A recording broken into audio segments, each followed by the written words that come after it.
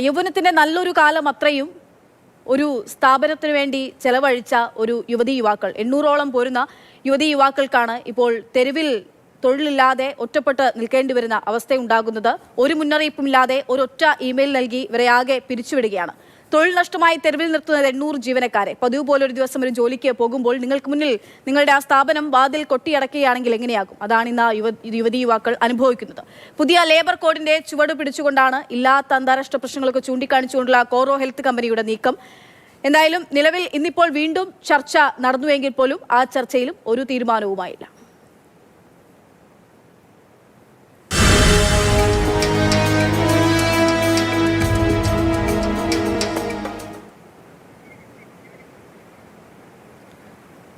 ഇന്ന് മന്ത്രിയുമായി ഈ കമ്പനി അധികൃതരോട് മന്ത്രി ചർച്ച നടത്തിയിരുന്നു. ഇത്രയും ദിവസം 10-ാം തീയതി നടക്കുന്ന ചർച്ചയിലായിരുന്നു പ്രതീക്ഷയെങ്കിൽ ഇനി 20-ാം തീയതി ചർച്ച എന്നതിനപ്പുറത്തേക്ക് ഒരു തീരുമാനവുമാകുന്നില്ല എന്നുള്ളതാണ് മന്ത്രിയുടെ പ്രതികരണത്തിലേക്ക്. ആദ്യം കേരള സർക്കാർ ഈ സ്ഥാപനത്തെ ഇവിടെ നിലനിർത്തുവാൻ വേണ്ടി എന്ത് സഹായവും ചെയ്തു തരാൻ, എന്ത് ഭൗതിക സാഹചര്യം ഒരുക്കുവാനും തയ്യാറാണ്. എന്തെങ്കിലും പ്രശ്നങ്ങൾ ആ കമ്പനി നേരിട്ടിട്ടുണ്ട് എങ്കിൽ, നമ്മുടെ സംസ്ഥാനത്ത് നേരിട്ടിട്ടുണ്ടെങ്കിൽ അത് പരിഹരിക്കാനും തയ്യാറാണ് എന്ന് ഞങ്ങൾ പറഞ്ഞു. എന്നിട്ടും ഇത് ക്ലോസ് ചെയ്തതിനെ കുറിച്ച് റിട്രഞ്ച്മെന്റ് എന്നുള്ള വാക്കാണ് അവർ ഉപയോഗിച്ചെങ്കിൽ റിട്രഞ്ച്മെന്റ് അല്ല എന്ന് നമുക്ക് മനസ്സിലായി. നമ്മുടെ 2 സെന്ററിലെ മുഴുവൻ ജീവനക്കാരെയും പുറത്താക്കിയാണ്. അതൊരു ക്ലോഷർ തന്നെയാണ്. ആ ക്ലോഷർ ആണെങ്കിൽ IR കോഡ് അനുസരിച്ചാണെങ്കിൽ പോലും ഗവൺമെന്റിന് നോട്ടീസ് തരേണ്ടതാണ്. അത്തരം നടപടിക്രമങ്ങൾ പാലിച്ചില്ല. ഞങ്ങൾ ആ ചർച്ചയിൽ അവർ പറഞ്ഞ ഒറ്റ പോയിന്റ് മാത്രമേ ഉള്ളൂ, അവർക്ക് വർക്കില്ല, അതുകൊണ്ട് സെന്റർ അടച്ചുപൂട്ടുക അല്ലാതെ മറ്റൊരു മാർഗമില്ല എന്നാണ് പറയുന്നത്. അവരുടെ തീരുമാനം അറിയിക്കാൻ വേണ്ടി 20-ാം തീയതി കമ്പനി ഒഫീഷ്യൽസ് നേരിട്ട് കേരളത്തിലെത്താം. ഇനിയിപ്പോൾ കൊച്ചിയിൽ വരാമെങ്കിൽ തിരുവനന്തപുരത്തോ എവിടെ വേണമെങ്കിലും മീറ്റിംഗ് കൺവീൻ ചെയ്യാമെന്ന് ഞങ്ങൾ അറിയിച്ചിട്ടുണ്ട്. അരുൺ ശങ്കർ വിവരങ്ങളുമായി ചേരുകയാണ്. അരുൺ, ഇന്നും ഒരു പരിഹാരം ഉണ്ടാകുന്നില്ല എന്നുള്ളതാണ്. അടുത്ത ദിവസം എന്നതിനപ്പുറത്തേക്ക് ഒന്നുമാകുന്നില്ല. തീർച്ചയായിട്ടും ഇന്നത്തെ ചർച്ചയിൽ ഒരു പരിഹാരം ഉണ്ടായില്ല. പക്ഷേ പ്രതീക്ഷയോടുകൂടി തന്നെയാണ് സർക്കാരും അതോടൊപ്പം തന്നെ ജീവനക്കാരും മുന്നോട്ട് പോകുന്നത്. കമ്പനി പറഞ്ഞിട്ടുള്ള ന്യായവാദങ്ങളെ സർക്കാർ ശക്തമായി തന്നെ എതിർത്തിട്ടുണ്ട്. ഓർഡറുകൾ കിട്ടുന്നില്ല, അതോടൊപ്പം തന്നെ സാമ്പത്തിക പ്രതിസന്ധി ഉണ്ട് എന്നുൾപ്പെടെയുള്ള കാര്യങ്ങളാണ് കമ്പനി പറഞ്ഞത്. എന്നാൽ ഇന്ത്യയിലെ മറ്റു കേന്ദ്രങ്ങളുടെ പ്രവർത്തനം ചൂണ്ടിക്കാട്ടി ആ വാദത്തെ സർക്കാർ തള്ളുകയാണ് ചെയ്തത്. അതുമാത്രമല്ല, കമ്പനി ലാഭത്തിൽ പ്രവർത്തിക്കുകയാണെന്നുള്ള കാര്യം കൂടി സർക്കാർ പറഞ്ഞു. അതുകൊണ്ട് തന്നെ ഏതെങ്കിലും തരത്തിലുള്ള ഭൗതിക സാഹചര്യങ്ങളുടെ കുറവുണ്ടെങ്കിൽ കേരളത്തിൽ പ്രവർത്തിക്കാൻ അത് ഒരുക്കി നൽകാൻ സർക്കാർ തയ്യാറാണെന്നും അതുകൊണ്ട് സർക്കാരിൻ്റെ നിർദ്ദേശങ്ങൾ പരിഗണിച്ച് 20-ാം തീയതി ഒരു നിലപാട് അറിയിക്കാനുമാണ് പറഞ്ഞിരിക്കുന്നത്. ഈ വിഷയത്തിൽ കേന്ദ്ര സർക്കാരിനെ കൂടി ഇടപെടിക്കാൻ സംസ്ഥാനം തീരുമാനിച്ചിട്ടുണ്ട്. അടുത്ത തിങ്കളാഴ്ച കേന്ദ്ര തൊഴിൽ മന്ത്രി മൻസുഖ് മാണ്ഡവ്യയുമായിട്ട് സംസ്ഥാന തൊഴിൽ മന്ത്രി ബിന്ദു കൃഷ്ണ ചർച്ച നടത്തുന്നുണ്ട്. ഇപ്പോൾ ഇതിൻ്റെ പ്രതിനിധികൾ, ജീവനക്കാരുടെ പ്രതിനിധികൾ അഖിൽ, റീമ, വിഷ്ണു നമ്മളോട് ചേരുന്നുണ്ട്. അപ്പം വിഷ്ണു, നിങ്ങൾ ഇന്നത്തെ ഒരു ചർച്ചയിൽ ആദ്യത്തെ ഒരു പ്രശ്നം എന്ന് പറയുന്നത് കമ്പനി പ്രതികൾ വരുമോ എന്നുള്ളതാണ്. കഴിഞ്ഞ ഒരാഴ്ചയിൽ കൂടുതലായിട്ട് അവർ ഒരു സ്ഥലത്തും ഒരു സമവായത്തിനും അനുനയത്തിനും അവർ തയ്യാറായിരുന്നില്ല.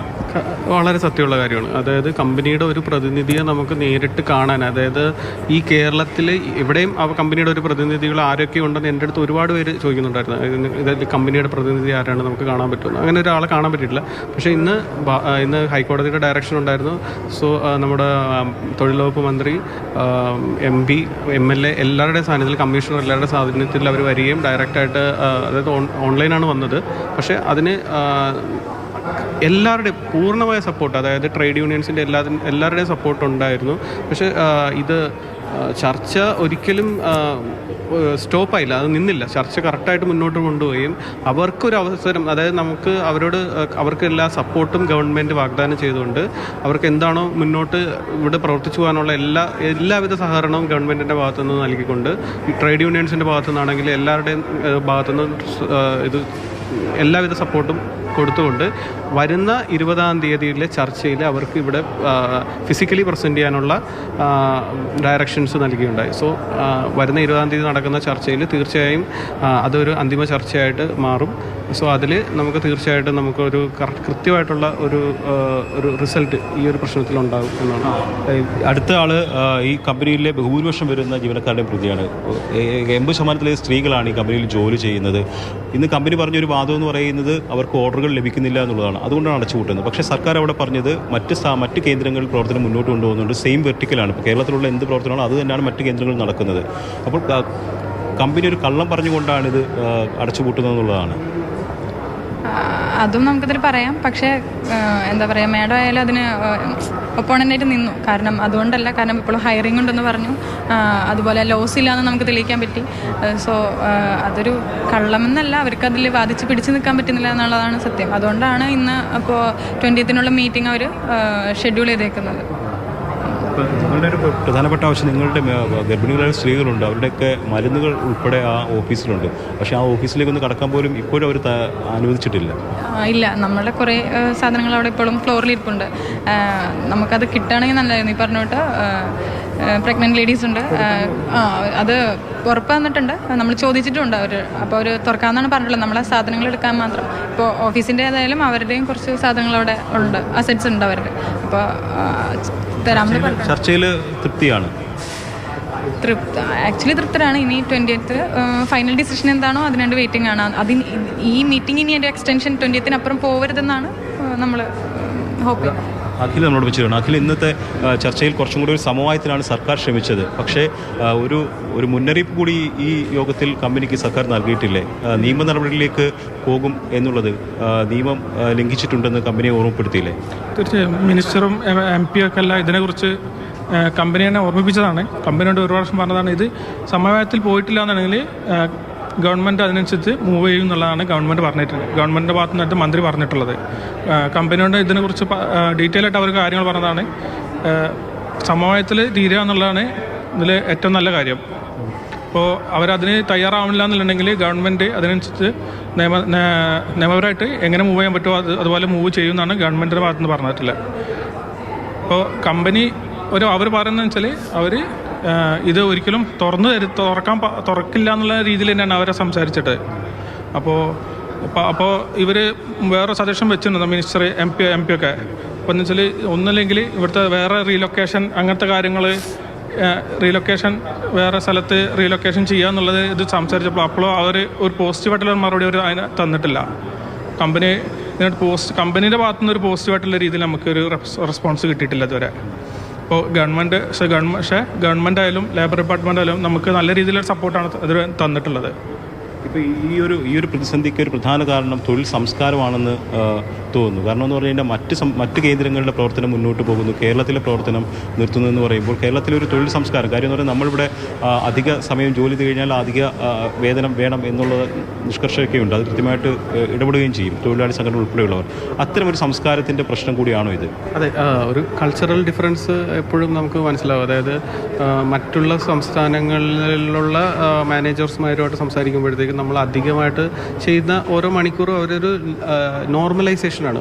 നമ്മൾ ഒരു ശനിയോ ഞായറോ ഒക്കെ വർക്ക് ചെയ്യുന്നത് നോർമലായിട്ടുള്ള കാര്യമായിട്ടാണ് അവർ കൺസിഡർ ചെയ്യുന്നത്. നമുക്ക് ഒരു വർക്ക് മാത്രമല്ല, ഒരു ലൈഫുണ്ട്, അതിനൊരു ബാലൻസ് വേണം. വർക്കും ലൈഫും ബാലൻസും. ജോലി പോയത് മീൻസ് നിങ്ങൾക്ക് ജോലി വേണമെങ്കിലും നിങ്ങൾ ഞായറാഴ്ചയും ശനിയാഴ്ചയും 31 ദിവസവും വർക്ക് ചെയ്യണമെന്നുള്ള രീതിയാണ് കമ്പനിയുടെ ഭാഗത്തു നിന്നുള്ളത്. ഏകദേശം എല്ലാ കമ്പനിക്കും അങ്ങനെ ഒരു ചെയ്ത് കഴിയുമ്പോൾ ഒരു പ്രോഫിറ്റ് വരുമല്ലോ. അപ്പം അതിൻ്റെ അകത്ത് നിന്ന് ചെയ്യുന്ന അഡീഷണൽ ആയിട്ടുള്ള എമൗണ്ട് കിട്ടുന്നത് പകുതി പേരുടെ നിന്ന് എങ്ങനെ കുറക്കണമെന്നുള്ള ടെക്നിക്സും കമ്പനിക്ക് അറിയാം. സോ അങ്ങനെയുള്ള കാര്യങ്ങൾ ചിലത് ഇവിടെ നടക്കുന്നില്ല. അതിൻ്റെ ഒരു പ്രശ്നമാണ്. അതിൻ്റെ ഒരു മെയിനായിട്ടുള്ളൊരു കാര്യം അത് തന്നെയാണ്. ആ സംബന്ധം ഏറ്റവും കൂടുതൽ അനുഭവിക്കേണ്ടി വരുന്ന സ്ത്രീകളാണല്ലോ, ഭൂരിപക്ഷം സ്ത്രീകളുമാണ്. ഈ അധിക സമയം ജോലി ചെയ്യുക, പക്ഷേ അധിക സമയത്തിന് അധിക വേതനമില്ലാതെ വരിക, ആ ഒരു പ്രതിസന്ധി ആണല്ലോ അല്ലേ? അതെ, ഞങ്ങളിപ്പോൾ ഈ പറഞ്ഞതുപോലെ 90% അവിടെ ഗേൾസ് അല്ലെങ്കിൽ വിമണ. നമ്മൾക്ക് എക്സ്റ്റെൻഡ് ചെയ്യുന്നതെന്ന് പറഞ്ഞാൽ നമ്മളിപ്പോൾ ഞാൻ പറഞ്ഞില്ലേ 7:45 ഓഫീസ് അവിടെ ഓപ്പൺ ആവുന്നത്. അപ്പോൾ വന്ന് ലോഗിൻ ചെയ്ത് നൈറ്റിൽ 8 o'clock വരെയാണ് അവിടെ ഇരുത്തുക. അതുവരെ ഞങ്ങൾ വർക്ക് ചെയ്യും. ഈ പറഞ്ഞതുപോലെ ടൈം എക്സ്റ്റൻഷൻ ആണെങ്കിലും അതിനുള്ള പേയ്മെൻറ്റ്, എക്സ്ട്രാ പേയ്മെൻ്റ് ഒന്നുമില്ല.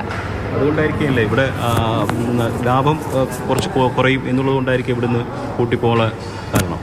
മേ ബി ആവാം. പക്ഷേ ആരും ഒപ്പോസ് ചെയ്ത് നിൽക്കുന്നവരില്ല. എല്ലാവരും എക്സ്റ്റെൻഡ് ചെയ്ത് വർക്ക് ചെയ്യാൻ വില്ലിങ്ങാണ്. എല്ലാവരും ചെയ്യുന്നവരുണ്ട്. മെജോറിറ്റി അങ്ങനെ തന്നെ, എല്ലാവരും വില്ലിങ്ങായി വർക്ക് ചെയ്യുന്നവർ തന്നെയാണ്. എന്നിട്ടും എന്താണ് ഇങ്ങനെ വന്നതെന്നാണ് നമുക്കറിയാത്തത്. ഇപ്പം ഇതിനകത്ത് ഈ തൊഴിൽ തിരിച്ചു കിട്ടണമെന്നുള്ളതാണ് പ്രധാന ആവശ്യമായിട്ട് വെച്ചേക്കുന്നത്. നഷ്ടപരിഹാരം അല്ലെങ്കിൽ റീലൊക്കേഷൻ, അതായത് വേറെ സ്ഥലത്തേക്ക് കമ്പനിയുടെ കേന്ദ്രത്തിലേക്ക് ജോലിക്ക് മാറ്റിക്കഴിഞ്ഞാലും കുഴപ്പമില്ല എന്നുള്ളതാണല്ലോ. എങ്ങനെയായിരിക്കും നിങ്ങളുടെ ഒരു പരിഗണന? ജോലി തിരിച്ചു കിട്ടുക എന്നുള്ളതാണ് മെയിൻ പരിഗണന. അതിപ്പോൾ റീലൊക്കേഷൻ ആയാലും അല്ലെങ്കിൽ ഇവിടെ റീ ഓപ്പൺ ചെയ്യുക എന്നുള്ളതായാലും ഏതെങ്കിലും ഒരു രീതിയിൽ നമുക്ക് ജോലി കിട്ടുക എന്നുള്ളതാണ്. ജോലിയാണ് മെയിൻ. അല്ലാതെ നമുക്കൊരു കോമ്പൻസേഷൻ എന്ന് പറഞ്ഞാൽ അത് എത്രത്തോളം എത്ര മാസം നമുക്ക് പിന്നെ ഈ ജോലി ഇല്ലെങ്കിൽ അടുത്ത ജോബ് കിട്ടണമെങ്കിൽ എത്ര സമയം എടുക്കും. അപ്പോൾ ഇപ്പോഴത്തെ ഒരു സിറ്റുവേഷൻ വെച്ചിട്ട് ഇത്രയും ആൾക്കാർക്ക് ജോലി കിട്ടുക എന്നുള്ളത് വളരെ ബുദ്ധിമുട്ടായിട്ടുള്ള കാര്യമാണ്. ഇനിയിപ്പോൾ അഥവാ ജോലി കിട്ടുകയാണെങ്കിൽ തന്നെ നമുക്ക് പാക്കേജ് വളരെ കുറവായിരുന്നു. ഇപ്പോൾ ഇവിടെ കിട്ടുന്ന സാലറിൻ്റെ വളരെ കുറഞ്ഞ സാലറിയിലാണ്. അതിന് താല്പര്യം ഉണ്ടെങ്കിൽ മാത്രം ജോയിൻ ചെയ്താൽ മതി എന്നുള്ള രീതിയിലാണ് മറ്റ് കമ്പനികൾ നിലപാടെടുക്കുന്നത്. അപ്പോൾ അവരിത് നല്ല രീതിയിൽ ചൂഷണം ചെയ്യുന്നുണ്ട് മറ്റ് കമ്പനികൾ. വിഷ്ണു, ഇതിനകത്ത് ഇപ്പം ഈ ഒരു പ്രതിസന്ധി ആദ്യമായിട്ടാണ് കേരളത്തിൽ ഉണ്ടാകുന്നത്. ഇപ്പോൾ പിരിച്ചുവിടലൊക്കെ ഉണ്ടായിട്ടുണ്ട്, പക്ഷേ എല്ലാവരും പിരിച്ചുവിടുന്ന ഒരു അവസ്ഥയിലേക്ക് IT കമ്പനികൾ പോയിട്ടില്ലെന്നുള്ളതാണ് മനസ്സിലാക്കുന്നത്. അപ്പോൾ ഒരു പുതിയൊരു തൊഴിൽ രീതി അല്ലെങ്കിൽ ഒരു സംസ്കാരം വരികയാണ്. ഇതിനെ നിങ്ങളുടെ മേഖലയിലുള്ളവർ എങ്ങനെയാണ് കാണുന്നത്?